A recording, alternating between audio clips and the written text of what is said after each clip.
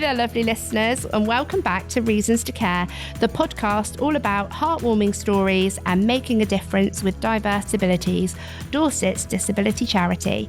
I'm Claire, one of the managers in our children's team. And I'm Michelle, a deputy manager in supported living. This time around, we're chatting to the lovely Jack, who works with me in supported living. He's one of our on-call team and truly is someone we can rely on in a moment's notice to help out when we really need him.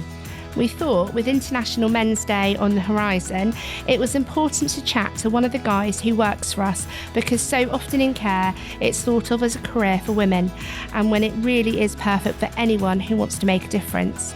I haven't crossed paths with Jack much, so I'm really looking forward to finding out more about him, how he found us, and what his thoughts are.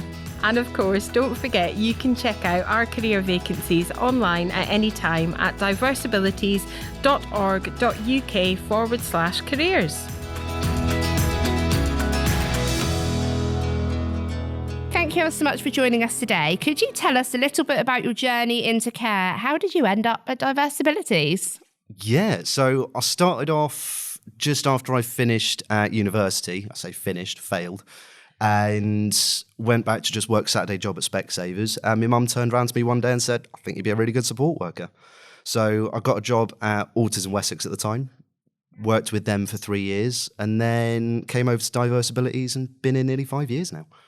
Wow. So yeah, is your mum a carer or is there background in care? For Autism Wessex as well, but she did telephone advice and care and things like that. So she was much more on the advice side of things. But after that, she just said, I think you'd be quite good at it. And I went, all right. Give it a go. Yeah, why not?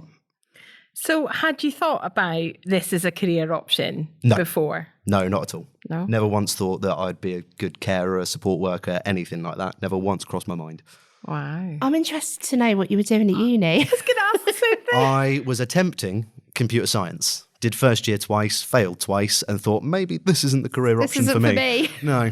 So yeah, I moved on from that one pretty quickly, and then was lost for a little bit of time when I was at Specsavers, and managed to find direction in care work, which was surprising. Wow.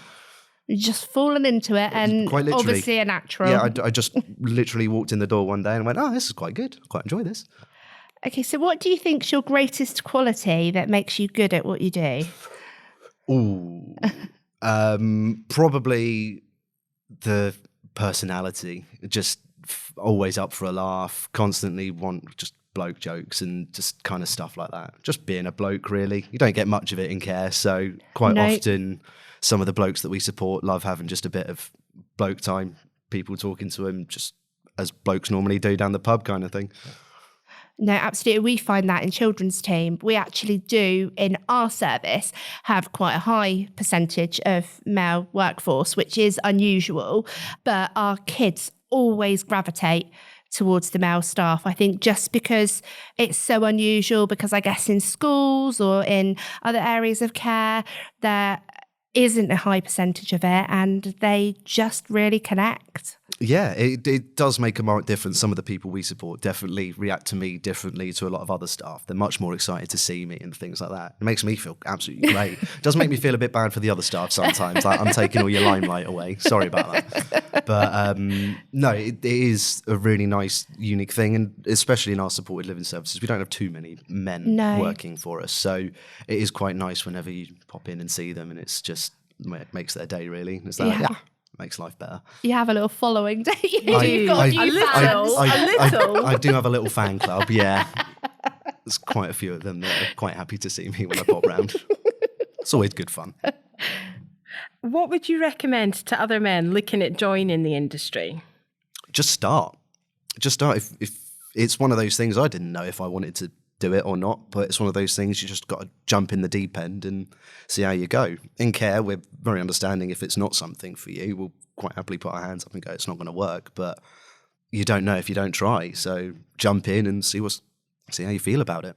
I think we've said that a lot through recruitment, particularly for supported living. It doesn't mean to say that we're looking for somebody that's past a particular level or anything like that. It's more about initiative and how you react. Yeah, I started with absolutely no idea what I was going to be doing when I was in care. So it's just one of those things of you just kind of turn up, you listen, you learn, and you just kind of get on with it. And if you get on with it just enough times, you start knowing what you're doing and you can have a really good fun time out of it. Perfect. So obviously we know you work in the adult service at supported living. What is your actual job? I am an on-call support assistant. So what does that mean? So we have a number of services all across the local area. Each of them have their own individual specialised staff teams that work with the people in those houses. The on-call team are the point of contact for the staff in those properties if they need assistance, help, questions, medication issues, pretty much anything you can imagine as a question that would come up in care, we will get asked it. So I guess you're like the people with all of the knowledge. Yes. Yeah, we have. You must need to know everything about everyone. Yes, we know a lot. And if we don't know it, we know where to find it out. That's pretty much the mantra that we have on call. So yeah, there's never been 2 days the same. And it could be extremely busy. You don't get 5 minutes break for the entire 15 hours. Or it could be a really nice day where you get to pop in and see everyone you support, have a nice little tea and coffee with them, chill out in the sun for a bit. Nice. And have a nice old time. So obviously working in on call, why does that work for you? Is it the flexibility? Is it the shifts? It's a little bit of everything, really. I prefer working longer shifts. I do less shifts, but longer ones. So for on call, we do 15-hour shifts, start at 7 a.m. in the morning, go through right the way through until 10 p.m. And then we hold the phone overnight. So we can go home and go to bed. But if anybody does need assistance overnight or anything like that, we'll answer the phone and go out and help with whatever's needed. But I prefer those kind of long shifts. I just know what I'm doing. I know where I'm meant to be. I know what's happening and just get on and go for it. And it does allow me to have 4 days off a week. So I can't complain too much. That's all right, isn't Plenty of overtime to be taken. You're selling it. What would you say is the one attribute, I suppose, for on-call in particular? For on-call, confidence. It's a really tough job, which you'll get a lot of people not necessarily arguing with you, but having moments of maybe a little more frustration or a bit of anger or things like that. So there's a lot of dealing with emotions, people calling in sick as well, which can be quite a touchy subject with when you have to press them for a little bit about asking for details about why they're off sick. So yeah, it's just all in the confidence. If you've got the confidence to know that what you're doing is right and within the policies and within the guidelines and what the people we support want, then it's just having the confidence to put your foot down and say, this is how we do it. Sounds like you're the problem solver. A little bit. Yeah. Be good at problem solving. Yeah, definitely. That is a lot of on-call. Yeah. Just problem solving, people coming to you with questions and you just having to figure out solutions. You're Sometimes on the fly. I'm like, I think I like the sound of this. So sometimes you get a few hours to figure out a problem. Sometimes you get a few seconds, it can be a bit up in the air, but then sometimes it's keeping that cool, isn't it? When you get a question that you're like, really, have I just been asked that? Yeah. Or my favourite shift when height of COVID, when 4 people called in with COVID on the same day and I was on my own. That was quite panicky when you just kind of got to find all these shifts to cover. And it's not like we can go understaffed for a day or anything like that. We've always got to have the staff in that we have. There is no ifs or buts about it. You've got to find cover no matter what, even if that means me stepping in and taking over and doing the shift. It is what it is. You have to be 2 people. You have to be covering the shift and still be on call. Sometimes it can be quite awkward sometimes when I need to identify as a woman. Those are quite awkward times when you try and find female care because obviously men can't do personal care for females in our services. So it adds a little added hurdle, but it's nothing we can't deal with. I love the positive outlook. Yeah. And I think that must be what gets you through, just being like, I can solve the problem. I'm just going to be positive. I'm going to spin it and it's all going to be all right in the end. As awful as it sounds, if you don't think like that, you're not going to be very good at on-call. No. Yeah. It's like you've kind of got to be top of your game, like willing just to know that you can solve something. Because if you can't, then you're not going to solve problems. And then it's going to affect the people we support. And that's what we don't want happening, really. I'm kind of putting you on the spot, but what would be your most memorable positive moment within supported living that sticks in your head? There's a few. There's been a few times at a couple of parties that we've had for the guys we support, the Christmas party, when pretty much every female that we supported wanted to have a picture with me in the photo booth. That was hilarious. Absolutely loved that. Celeb. There was a gentleman that we used to support, Richard. I managed to get him to an AFC Bournemouth match at the time of our lives there in the short time I knew him. And that was just special. There's been a few times where I've done some hospital shifts as well, which have been memorable for the right reasons, just with people being absolutely on top of their game. But a lot of it's not really one specific thing. It's just mainly like most of the time on call, you just get to, when you don't have to be rushed off your feet trying to fix the world, you get to go around, just have some nice 20-minute conversations with the guys we support. Go around, have a cup of tea. Go around, I do end up doing quite a lot of their washing up most of the time because it gives the staff actually some time to spend with the guys we support. Especially in weather like this where it's boiling hot outside and everything. If you can get them a few extra minutes out in the garden or something like that, which they don't often like doing, then that's what you do it for. It's always just the little things for me. Amazing. So we've got a statistic here. The UK government figures estimate that the gender split in care is 85% female and only 15% male. I guess we know it, but it's shocking when you hear the numbers like that. What do you think can be done to get more men into a caring role? Oh, that's a tough one. Are there any barriers, do you think? Society-wise, yes. Mm-hmm. No, care is always considered and nursing as well, considered a very female-dominated thing. You can only do it if you're a female because they're the only people that are emotional and can look after people. It's like, that's not the case at all. But it just needs a bit of more widespread, like men need to be told that this is an option for work. Like when I was at school, this was never mentioned to me. The health and social care lessons were only really advertised to the females in our year group and stuff. So I think maybe if I was exposed to it a bit sooner, I might have got into care a bit sooner. You never know. But it's one of those things where I think it just needs to be publicly told to people, I think from school age, like this is a viable career option. Absolutely.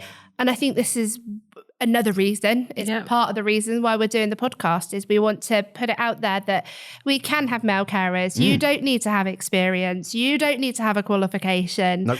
And, you know, we want the world to know that there is a career in care and that can be open to lots of different people. And there's plenty of men who want support from men. Absolutely. Definitely. Yeah. And it makes a difference, doesn't it? When that male is getting support from a male, actually they will open up more, engage more and feel... like they're being looked after, maybe? Yeah.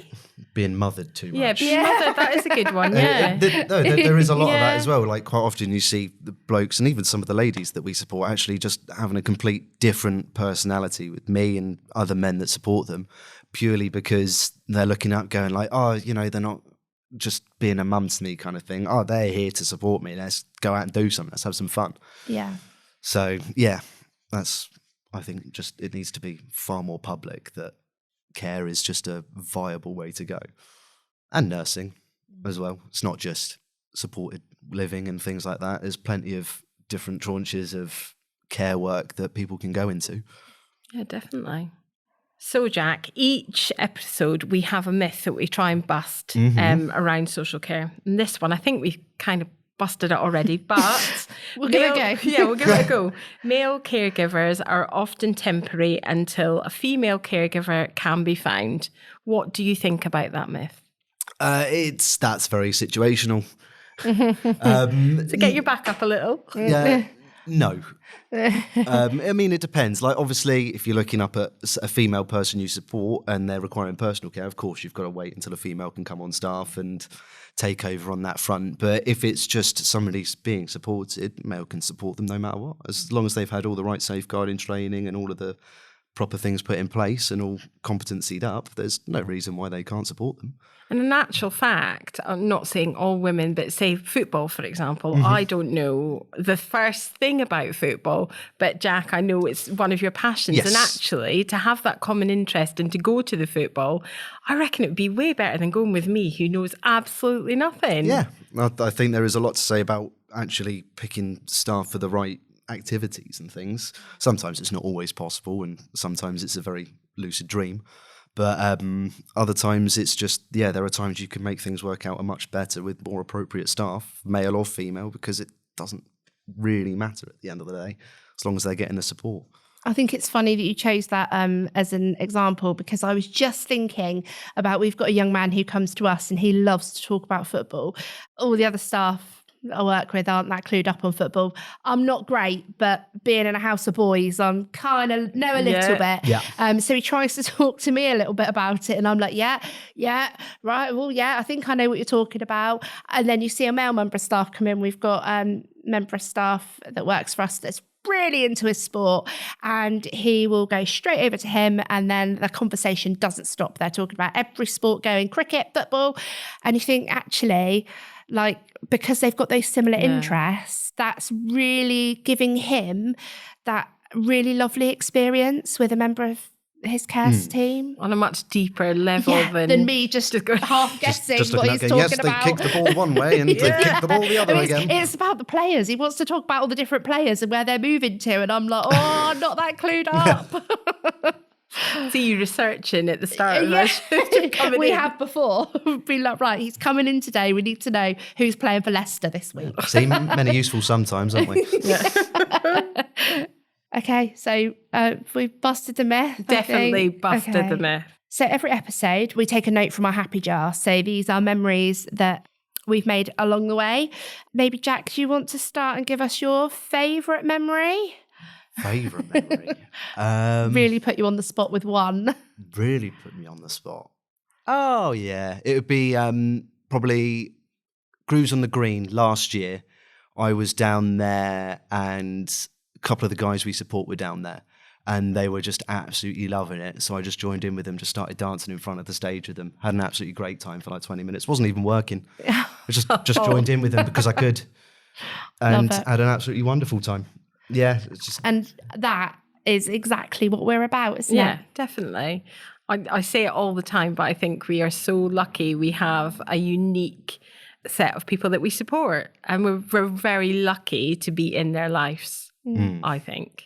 And lucky that we've got staff members who are willing to buy in and just have fun and give them that amazing memory themselves. Yeah, definitely. So I think I've got maybe one from the adults team here. So I've got taking part in Splat the Staff at the Beehive Summer Fair. It's always a great laugh, and I suppose it's quite refreshing on a hot summer's day. Yeah, I do remember the Splat. I believe it was the registered manager at the time was dressed as a bee. Okay. Because it's the Beehive. And yeah, I mean, I was part of the sort of senior support at that time. And I think we might have, along with the people supported, mentioned it to the registered manager. And she was up for it, actually. I think it was the most popular... I wonder why. It's the most popular activity on the summer fair. Yeah. Yeah, and just, again, having that fun can do. It was a really good day. It's exactly the same in children's. Every summer fair, we have the stocks, and the kids are all like, yeah. And they're like, Claire, get in the stocks. And when I'm in, they get rid of the sponges and they just come up with buckets. And I'm like, come on, this isn't fair. Wouldn't say no on a day like today, though, No, would you? definitely not. So I think I've got one from children's. So crazy painting days / nights with the staff team. It's all about buying in. That buying in again comes up. Yeah, so within children's, we've had 2 quite large developments in the last maybe 9 years, maybe 10 years. So first of all, we had Smithers that turned into Lily's Place. And obviously there was a huge development there that was loads of painting and moving furniture. And we were there all day and all night. And as we were getting tired and tireder, it just got crazier and crazier. So there's been many painting days. And then obviously more recently with the treehouse, where we've all just like mucked in and started painting. And yeah, it's about that buy-in, and it's about that amazing feeling that once it's painted and it's done, and you step back and you think, we've done this, we've created this, and we've made it as lovely as we can for the children and the families we support. And that's really important, because I think it is that buy-in. It's not just I'm going to turn up and do my shift and deliver a great quality of care. It's about that whole, I'm buying into that service and the building and everything. And then the joy that you see from the families and from, because supported living has used that space, the tree house as well, to see how much fun they are having. And from that buy-in that you've put in, I think is ultimately is amazing. Really. Yeah. Seeing supported living there on Saturday, as I was leaving, I stopped and turned around just to take a minute and look. And I just felt all like really emotional, because I thought, I've not just done this, or, you know, my team and all the volunteers haven't just done this for my children and families. We've done it for everybody. And to see all of the supported living guys that are having fun was just amazing. It was we had a summer barbecue there, and, you know, we've had so many comments come in today to say thank you, it was amazing, but we wouldn't have been able to do it if you guys hadn't put in the work. So, it was fantastic. Yeah, it was good fun. Yeah, definitely. And I've, you know, on a personal note, I've obviously had my friend, she's 2 children there, and how accessible and how much they loved it. So it's doing a wider thing for all of us other than just supported living. Yeah. And we couldn't do it without the staff buying in and being like, can you come and help us paint, please? No. Surprised on call's not been dragged over yet. Well, if the offer's there, I know who to phone. When they're not busy, yeah. Thanks so much for coming along today, Jack. It was really lovely to meet you. And I can definitely tell why you've got your little fan club within the supported living team. Definitely can see why it's a Hairy Jack as well.